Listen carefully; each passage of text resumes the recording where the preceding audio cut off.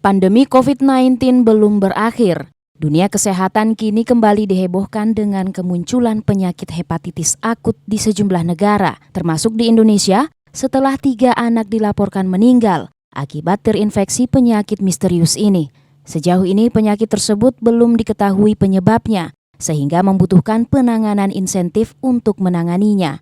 Pelaksana Teknis Direktur Medik Keperawatan dan Penunjang RSUP Wahidin Sudirohusodo, Dr. Nukman Asdaud, secara umum gejala awal penyakit hepatitis akut ini mirip dengan hepatitis yang selama ini dikenal seperti mual, muntah, sakit perut, diare, kadang disertai dengan demam ringan. Gejala akan semakin berat seperti air kencing berwarna pekat teh dan buang air besar berwarna pucat putih. Namun yang menjadi perbedaan adalah tingkat kehilangan kesadaran lebih cepat dan kerusakan hati lebih signifikan. Ya. Kalau kita lihat dari kasus yang ada saat ini dan yang menjadi melanda dunia, menjadi wabah sekarang ini sebenarnya hepatitis karena virus itu kurang lebih sama dengan perjalanan klinisnya. Hanya karena wabah yang ada saat ini dianggap sesuatu hal yang spesifik karena penyebabnya sampai hari ini kita tidak ketahui. Saat ini dengan adanya kasus yang melanda yang bukan hanya Indonesia, bahkan negara-negara lebih berat ya kasusnya, dengan hepatitis yang tidak diketahui penyebabnya, oleh karena itu memerlukan penanganan tentu yang lebih spesifik.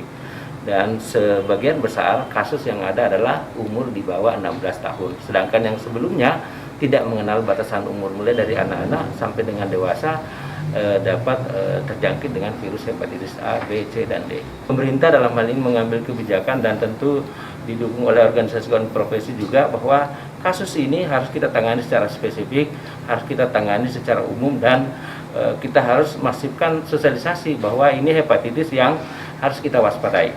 Sehingga pemerintah tentu mengambil kebijakan untuk itu, dan kami Rumah Sakit Wahidin tentu juga akan mempersiapkan segala sesuatunya yang terkait dengan penanganan yang sifatnya spesifik untuk kasus ini.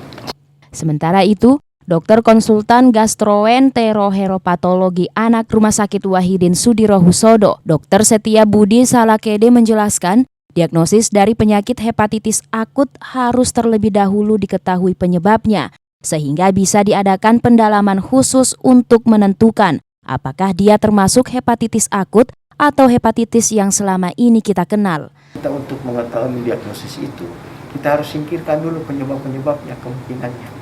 Ya. Sampai saat ini kita belum dapatkan kasus, dan kemarin ada satu kasus yang masuk dengan mata kuning kita lacak.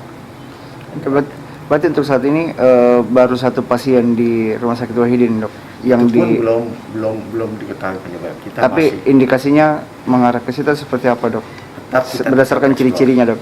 Ciri-cirinya mata kuning, ya, dengan ada riwayat demam, dengan ada muntah, tetap kita lakukan. Semua pasien yang dengan darah kuning kita usahakan untuk mengidentifikasi.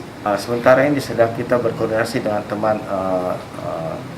teman-teman yang lain yang kalau sebab ada ditemukan rubella, ya, kita masih lacak yang lain, kita belum bisa pastikan. Salah satu cara untuk mencegah penyebab hepatitis akut dengan tetap menjaga protokol kesehatan seperti yang dilakukan dalam upaya penanganan virus COVID-19. Karena hepatitis yang menyerang lewat saluran pencernaan dapat dicegah dengan membersihkan diri, terutama yang berkaitan dengan pencernaan seperti mencuci tangan, terutama sebelum makan. Irfan P. Putra, Fajar TV dan Fajar Radio melaporkan.